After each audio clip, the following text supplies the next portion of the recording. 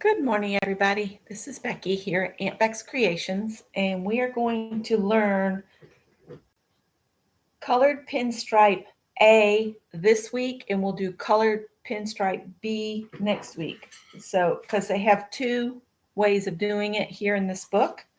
So I'm going to do my best to show you how to do the A, this one here. And this was the block I completed doing the A method. So let's give it a go here. So you'll need your hook and your choice of two colors. I did this one in red and pink. And I thought for you guys to see it better today, I would do red and the mint green, just, for ease of seeing. And good morning, Kendra. It's got a minute left. I was going to say some things. I've heard a lot of people say that since we did the pinstripe, we had a conversation in Craft and Chat yesterday, that you found the edge over on the left-hand side worked up so much easier with the color changing, because you can see, you could see the side better. So your blocks are improving and getting, more square. So I wasn't going to start until everybody got here. And I think I'll start with mint green this time. I was hoping everybody'd be here promptly at 10. It's okay. So I do a loop, put it on my hook. And then my blocks that I've been working, I've been using just 20 stitches. So I'll chain 20. So 1, 2, 3, 4, 5, 6, 7, 8, 9, 10, 11, 12, 13, 14, 15, 16, 17, 18, 19, and 20. And I don't know if you all, you found a crochet stitch book. I have an actual couple of the just plain crochets, and we might do another crochet along like we did on the blanket, and maybe make another blanket or something. Now, instead of working directly back through my chain, because you're going to do your chain and then you're going to do the crochet back across, but I do like Bella Coco, and where are you? I kind of flip my chain over. So I'm working in the second loop, in the second stitch from the hook. So here's the first stitch. I'm going to work in the second one, but by flipping it over, you go under and through. And what that does is it gives you a stronger base. So again, there's a stitch that runs under, and then the top of the stitch. You go under that stitch. It's not easy to do. And come out. So you're in that stitch, but you're under 2 threads. You'll find your block works up a little stronger. And I just do that across. But if you don't want to do this, you don't have to. Since she showed how to do this in our very first video, I thought, yeah, that's a neat concept. I think I'll do that. So there's a little thread there. You go under that and then through the middle of the stitch.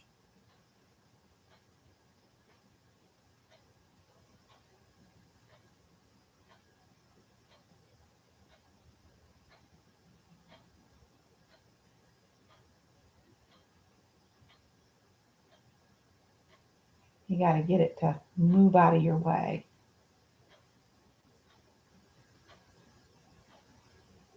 All right, so I'm going to finish this row out. And then I'll look at chat.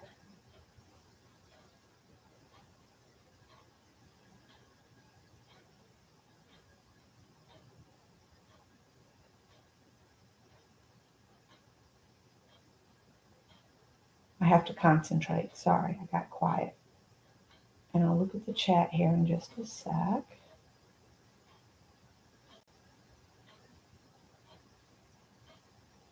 Uh-oh, what's happened here? No, there it is.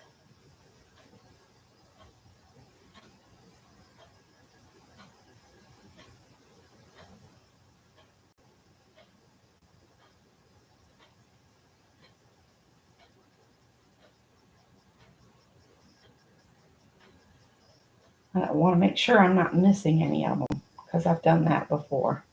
And I do a count after every time I do a return. When I've got all these stitches on my hook, I count every single row. I don't want to drop stitches and end up with a wonky. So it's only 20 stitches. So I just count after every return row here.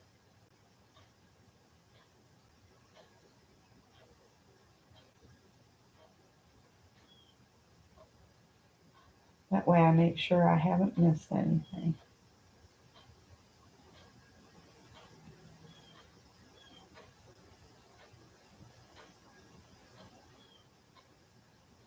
I think I have one more. 1, 2, 3, 4, 5, 6, 7, 8, 9, 10, 11, 12, 13, 14, 15, 16, 17, 18, 19, 20. Nope, I'm at the end. I might have put a double in. Let me look at it. No, that's the last stitch. All right. This is, let me see who, anybody else come in? It's just me and you, Kendra. That's okay. You do what works for you, Kendra. It does take some practice. All right, so I've got my 20 stitches on. All right, what I do is I just leave the green attached. And I said I was going to use red, so let me find the red tail. Now, when I join with this square is worked by changing threads on the left-hand side.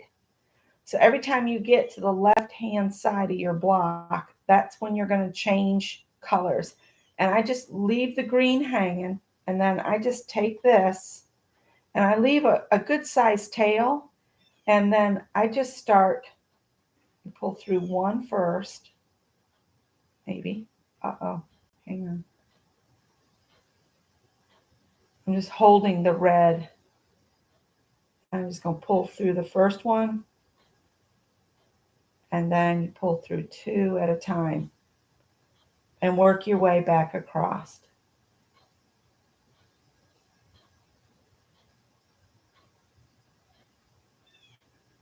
So each time what you're pulling through is one of the color you're adding and one of the color in your base chain. And I'm having trouble with this yarn. I've pulled it a little too tight. And you do that all the way across until you have just a single red left on your hook.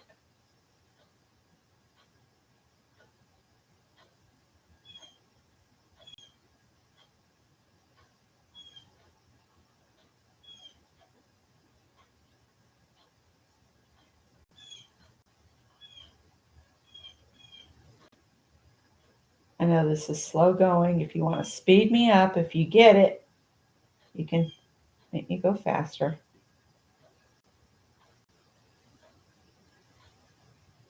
And we'll do a couple changes just so I can show you how I do the changes. And then that's all I'm going to do because it's a repeat of the same thing.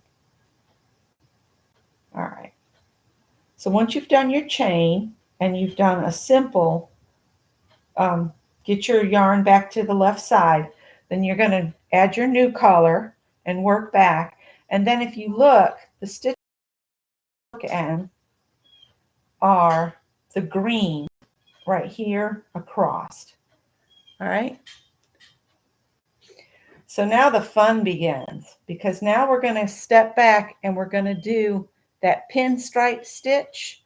But every time you get to the left-hand side, you're going to swap your colors out. All right.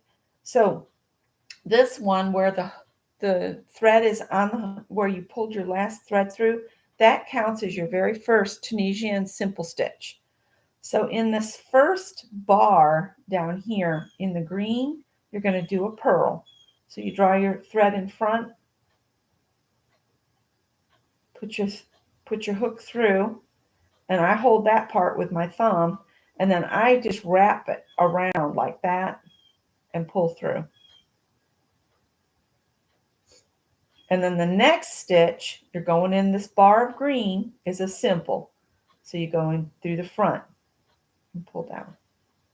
All right. Then a purl, which I knock the thread to the front and hold it with my thumb like that girl in that one video said. Some people are having problems with that. And then I do a complete twist on the hook and draw it through, and that way it doesn't fall off. Then a simple, then a purl,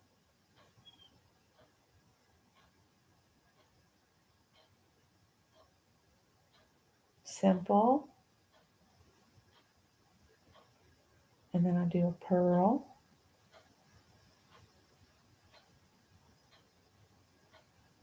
and simple, and purl,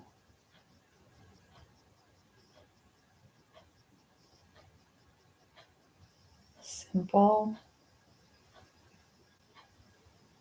and purl,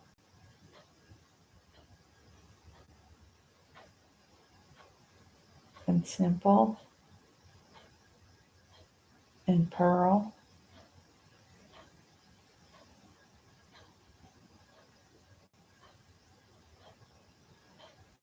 and simple, purl,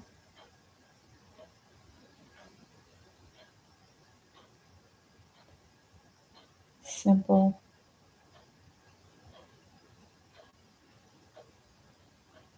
and then a purl,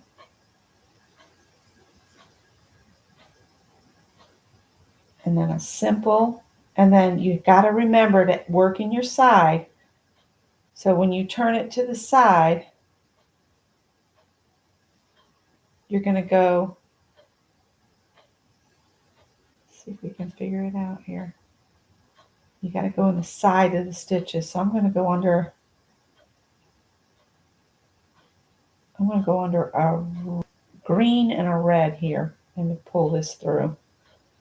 So now I do that quick count again. 1, 2, 3, 4, 5, 6, 7, 8, 9, 10, 11, 12, 13, 14, 15, 16, 17, 18, 19, 20. All right. Now I always drop the yarn that I just worked toward the front, and then I pull my green from behind, and then I start my next row where I'm drawing through. So through one, and then through two each time across.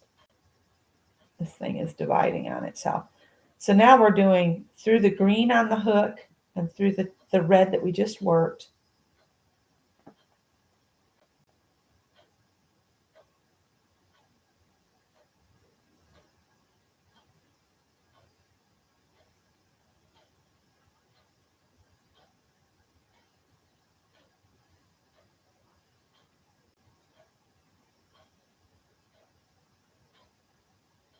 This one's quite a concentrating stitch because you got to remember what you're doing.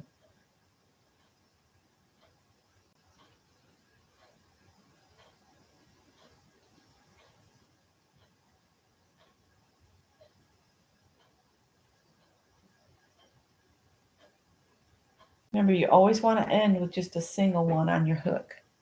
All right.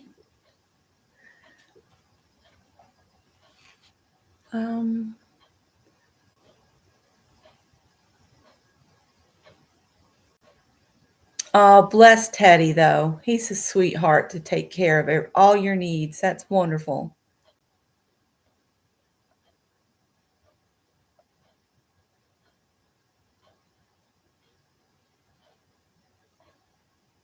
Hi, Carol. Good morning. All right. Let's see here. Now we're gonna do our stitch now because we've done our return in the new color. So now we're going to work in red bars across. Remember, the first one counts as a Tunisian simple. So the very first stitch you're going to work in this next bar is a purl. And then I just wrap the whole thing like it's on a clock. There we go. So purl, simple, purl,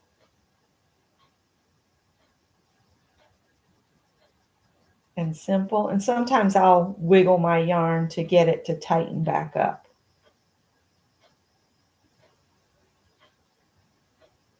So basically this is the pinstripe, but every time you do a return stitch where you go back across and you're just working the stitches back off the hook, you're going to change color.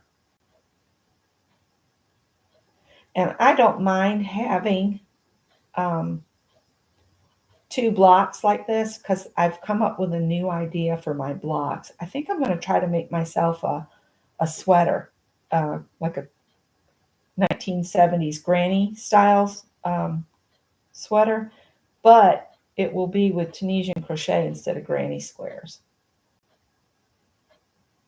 I'm going to give it a go, see how it looks.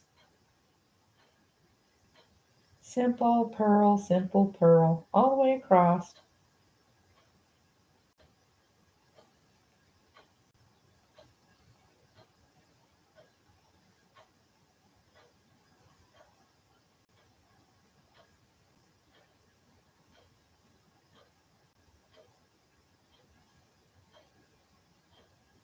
So your row should end with a simple through the front, and then you're going to turn it to the side. Now this is where you start seeing the side a lot better. So once you've done a couple rows, it's easier. So if you go through this green loop and that red loop, then you'll end up with a nice pretty side like this. So if you go through this green right here, and then the red at the back, and you draw your last stitch through there, that's how you end up with that real pretty edge. Now, again, now I'm going to drop this so it's toward the front or the back of the work away from me. And then I pull this up from the side. So this yarn always falls over here, and then I come up with this one to start adding it. So through one, and one girl described that as that's your turning chain. That's your turning chain. That's why you do one here. All right. And now we're going to do the twos again. So through a red and a green, and this yarn is splitting like crazy. I think it's been hanging around at somebody's house and then in the thrift store for a while. But you go through a red and a green until you end up with just a red on your hook. And then you do the purl, simple simple back across. And then you change colors, come back this way.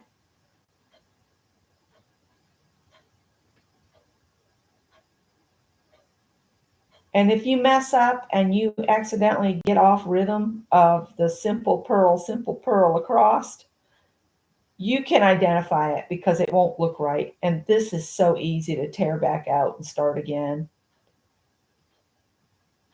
And everybody holds their hook different and everybody works their thread different. You have to find what works for you.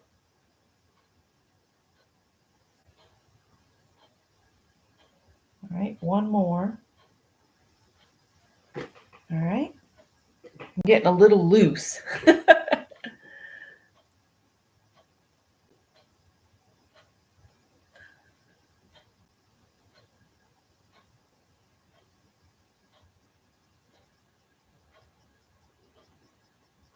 All right.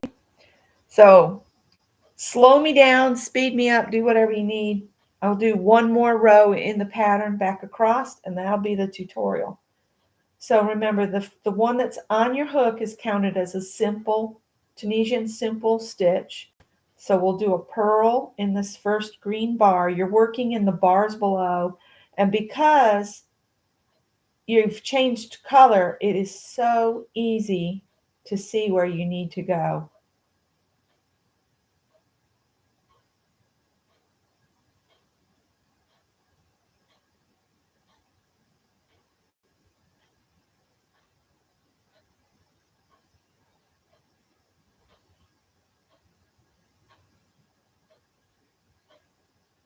But you just do that same thing. It's simple purl all the way across.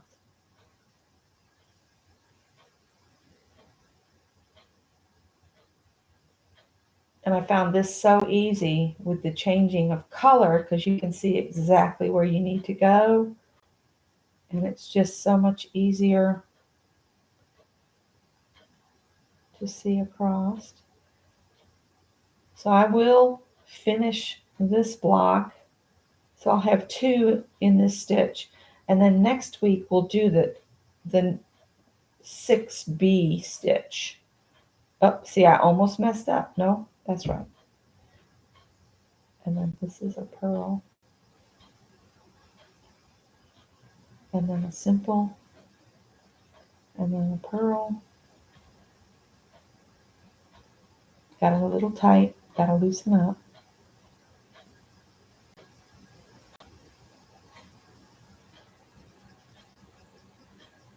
And then a simple. And then we're back at the side where you want to go through one. This time it's green and then red right here. So it's green and red. The next row will be red and green. But there you go. I should have 20 stitches. And when you get to this point, you can count in twos. 2, 4, 6, 8, 10, 12, 14, 16, 18, 20.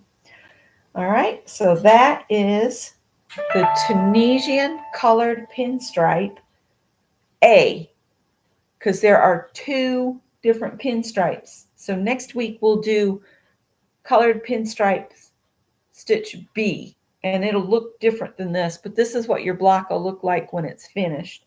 This one was done in red and pink. This was done in mint and red, so it's easier to see.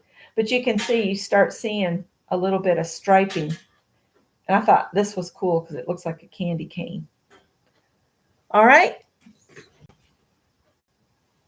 Oh, well, thank you, Carol. I was worried about it. I was thinking, oh, they're never going to understand me. So that's the Tunisian Colored Pinstripe A. Next week we'll do B. So I'll go ahead and work up a B block. So I have a sample like this, and then I'll do my best to teach it because Kathy and I have both looked and nobody else has this stitch as a tutorial. So I hope you can pick that up from me. Feel free to, slow me down, stop me, whatever you need to do to get it going. And I think that's it. Oh, thank you. Thank you. All right. I am going to let you guys go.